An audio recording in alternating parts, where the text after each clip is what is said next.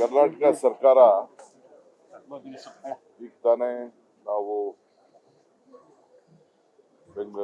ಬೆಳಗಾಂನಲ್ಲಿ business adviser committee ಸಭೆ ಕೂಡ ನಡೆಸಿದೆ. ಬೆಳಗ್ಗೆ ಮುಖ್ಯಮಂತ್ರಿಗಳ ಹತ್ರ ಕೂಡ ನಾನು ಬೆಳಗ್ಗೆ ಎದ್ದು ಚರ್ಚೆ ಮಾಡಿದ್ದೇನೆ. ನಾಳೆ ಬೆಳಗ್ಗೆ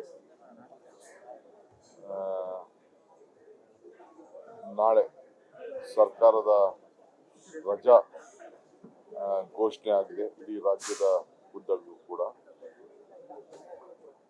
ಎಲ್ಲ ಸಾರ್ವಜನಿಕರು ಕೂಡ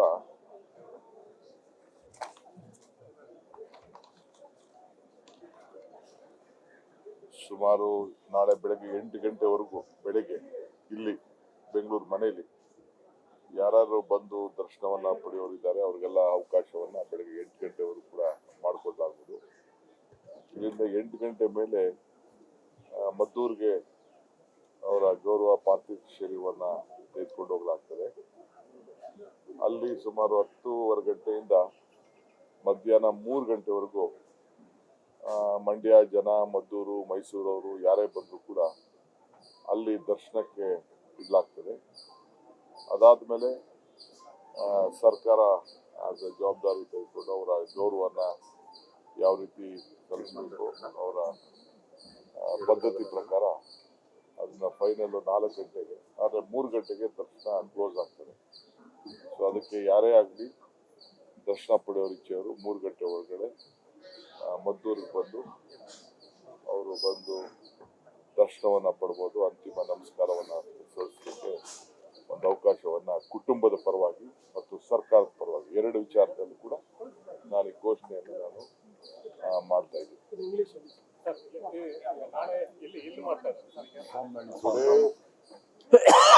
Till tomorrow morning 8 a.m. We will permit anyone who wants to desire to pay their respect in Bangalore at the residence will be allowed here. So morning at 8 o'clock, the S.M. Krishna's body will be taken to Madhur, Somnalli, in his own land. He will be there. And from 10:30, there will be a stop at Ramnagara, Chenpatna, and then at Madhur on the way. Then at till 10:30, we will reach to Madhur, that is Somnalli. From there, we'll till 3 o'clock, all of them will be allowed to have their darshan, and the family rituals will be conducted for 1 hour. Then 4 o'clock, the state honor will be conducted, and its last rites will be done. So he had relationship with the family. He spent a lot of time with him. He was a guide to many of you. So what do you want to say? How you remember him? See, I don't want to discuss all those issues right now. He's a great visionary. I don't want, if I try to go on telling about our relationship and his contribution to the state, it takes hours together. One thing, Kengal Hanmante built Vidhan Soda, S.M. Krishna built Vidhan Soda and Udyoga Soda. If at all you see a Bangalore International Airport, if you see a metro ride, Nama Metro, it is this contribution. This last budget was 26,000 crores. Today, 3.5 lakh crores in the budget. It is who took a tough decision on the Breweries Corporation. From a young child,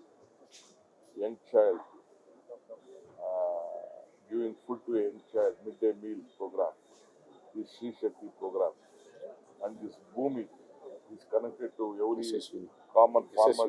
Get the card, and a farmer and a small village man should get a good health insurance called SSV. All this is contributing and bringing Bangalore on the international global map. You remember Vajpayee telling at the laying day of the foundation that the world leaders started coming to Bangalore, and Bangalore was being seen as the world's important destination in India. that is what he has contributed. Mysore, And he has given a big governance, Hosur ಸ್ಮಾರಕ model of governance, well ಸಿಕ್ಕಾಪಟ್ಟೆ spoken, ಮಾಡವ್ರೆ. highly ಏನು educated, ಒಂದಲ್ಲ ಎರಡಲ್ಲ. and I think Karnataka is proud to receive. ದೇವೇಗೌಡರಿಗೆ ಈ Forget ಥರದ that history ಇಲ್ಲ. he is my political mentor.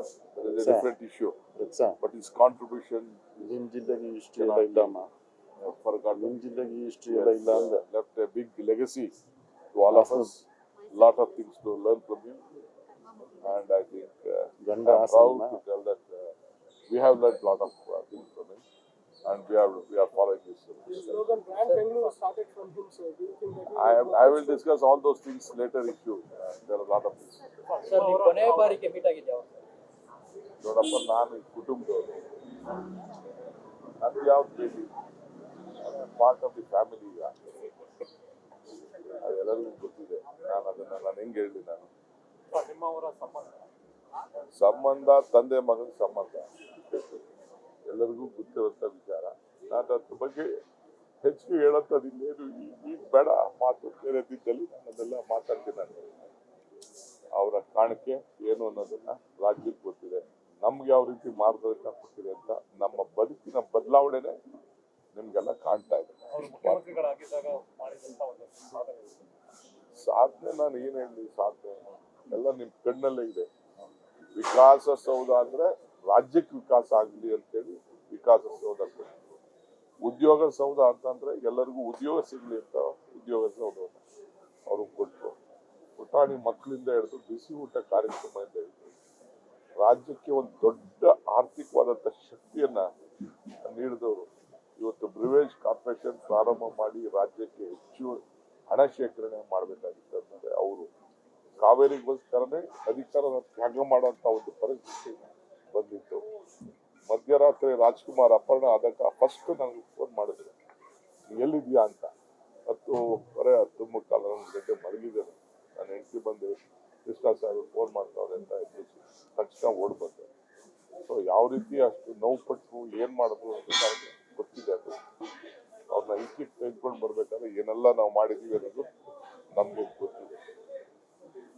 ಅಷ್ಟು ಒಂದು ಆ ರಾಜಕಾರಣದಲ್ಲಿ ಗವರ್ನೆನ್ಸ್, ಕರ್ನಾಟಕ ರಾಜ್ಯಕ್ಕೆ ಒಂದು ಗವರ್ನೆನ್ಸ್ ಅನ್ನೋ ಒಂದು ಪದಕ್ಕೆ, ಆಡಳಿತಕ್ಕೆ ಒಂದು ದೊಡ್ಡ ಶಕ್ತಿಯನ್ನ ಕೊಟ್ಟದನ್ನ ನಾವೆಲ್ಲ ಕೂಡ ಮರೀಲಿಕ್ಕೆ ಸಾಧ್ಯ ಇಲ್ಲ. ಒಂದು ಉತ್ತಮವಾದಂತ ಒಂದು ಆಡಳಿತಗಾರರು.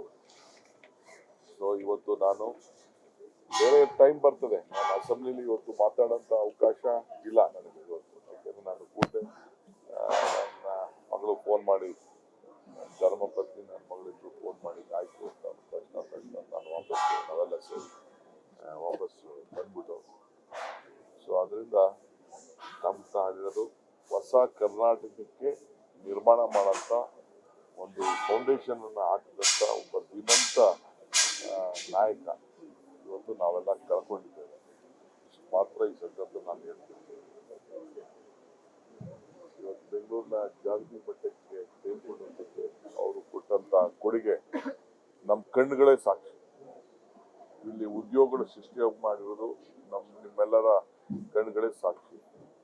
ನಾನು ಹೇಳಿದ್ನಲ್ಲ, ಬೆಂಗಳೂರಿಗೆ ಯಾವ್ಯಾವ ರೀತಿ ಕೊಡುಗೆಯನ್ನ ಕೊಟ್ಟಿದ್ದಾರೆ. ಒಂದಲ್ಲದೆ ಇಡೀ ರಾಜ್ಯಕ್ಕೆ ಭೂಮಿಯಿಂದ ಹಿಡಿದು, ಭೂಮಿ ಅಂದ್ರೆ ಭೂಮಿ ಮನೆಗೆ ಪಾಣಿ, ಇವು ಪಾಣಿ ಕೊಟ್ಟದನ್ನ ಅವನ ಆಸ್ತಿಗೆ ದಾಖಲೆಗಳನ್ನ ಕೊಟ್ಟಂಥದ್ದು ಕೂಡ ನಾವು ಯಾವ ರೈತನು ಕೂಡ ಮರಲಿಕ್ಕೆ ಸಾಧ್ಯ ಇಲ್ಲ.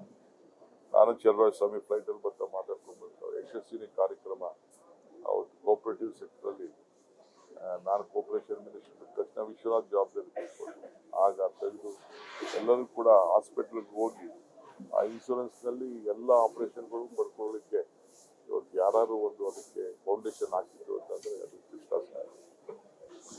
ನಾನು ಮಾನ್ಯ ಮುಖ್ಯಮಂತ್ರಿಗಳಿಗೆ ಅಂತಿಮ ನಾನು ಹೇಳ್ದಲ್ಲಮ್ಮ, ಇಲ್ಲಿ ನಾಳೆ ಬೆಳಗ್ಗೆ 8 ಗಂಟೆವರೆಗೂ ದರ್ಶನಕ್ಕೆ ಮನೆಯಲ್ಲಿ ಅವಕಾಶ ಕೊಡಲಾಗುವುದು. 8 ಗಂಟೆ ಆದ್ಮೇಲೆ ಅದನ್ನ ಮದ್ದೂರಿಗೆ 10 ಗಂಟೆಗೆ ತಲುಪ್ತದೆ. ಮದ್ದೂರಲ್ಲಿ ಅವ್ರ ಸ್ವಂತ ಭೂಮಿ ಇದೆ, ಅಲ್ಲಿ ವ್ಯವಸ್ಥೆ ಮಾಡ್ತಾ ಇದ್ವಿ. ನಾನೀಗ ಹೋಗ್ತಾ ಇದ್ದೀನಿ ಅಲ್ಲಿಗೆ, ನಾನು ಚಂದ್ರಶೇಖರ್ ಹೋಗ್ತಾ ಇದ್ವಿ. ಗೌರ್ಮೆಂಟ್ ನಾವು ಡ್ಯೂಟಿ ಫ್ಯಾಮಿಲಿ ಅಲ್ಲದೆ ಗೌರ್ಮೆಂಟ್ ಜವಾಬ್ದಾರಿ ಇದೆ, ನಮಗೆ ಸರ್ಕಾರದ್ದು ಜವಾಬ್ದಾರಿ ಇದೆ. ಅದನ್ನು ಅಲ್ಲಿ ನಾಳೆ 3 ಗಂಟೆವರೆಗೂ ಆ ಜನ, ಮಂಡ್ಯ ಜನಕ್ಕೆ, ಮೈಸೂರು ಸುತ್ತಮುತ್ತಲು ಯಾರೇ ಆಗಲಿ ರಾಜ್ಯದ ಜನತೆ ಯಾರು ಬಂದರೂ ಕೂಡ ಅವ್ರಿಗೆ ಅವಕಾಶವನ್ನು ಅಲ್ಲಿ ನಾವು ಮಾಡಿಕೊಡ್ತೀವಿ. ಅದಕ್ಕೆಲ್ಲರೂ ಕೂಡ ಏರ್ಪಾಟನ್ನು ಮಾಡ್ತಿದೆ. ಸರ್ಕಾರದ ಏನು ಗೌರವ ಕೊಡಬೇಕು ಮಾಡ್ತಿದೆ. ನಾಳೆ ರಜೆಯನ್ನು ಕೂಡ ಸರ್ಕಾರ ಘೋಷಣೆ ಮಾಡಿದೆ. ಎಲ್ಲ ಶಾಲಾ ಕಾಲೇಜು ಕೂಡ ನಾವು ಘೋಷಣೆ ಮಾಡಿದ್ವಿ. ಗೌರ್ಮೆಂಟ್ ಆರ್ಡರ್ ಕೂಡ ಈಗಾಗಲೇ ಇನ್ಕ್ಲೂಡಿಂಗ್ ವಿದ್ಯಾಸಂಸ್ಥೆಗಳು. ಆಮೇಲೆ 3 ದಿನ ಶೋಕ ಆಚರಣೆ ಕೂಡ ಇರ್ತದೆ. ಯಾವ ಕಾರ್ಯಕ್ರಮ, ಸರ್ಕಾರಿ ಕಾರ್ಯಕ್ರಮ, ಯಾವ ಕಾರ್ಯಕ್ರಮ ಕೂಡ 3 days ಇರುವುದಿಲ್ಲ. ಅರ್ಧ ಫ್ಲಾಗ್ ಅನ್ನ ಕೂಡ ಆರಿಸುವಂತ ಒಂದು ವ್ಯವಸ್ಥೆ ಕೂಡ ಇವತ್ತಾಗ್ತದೆ.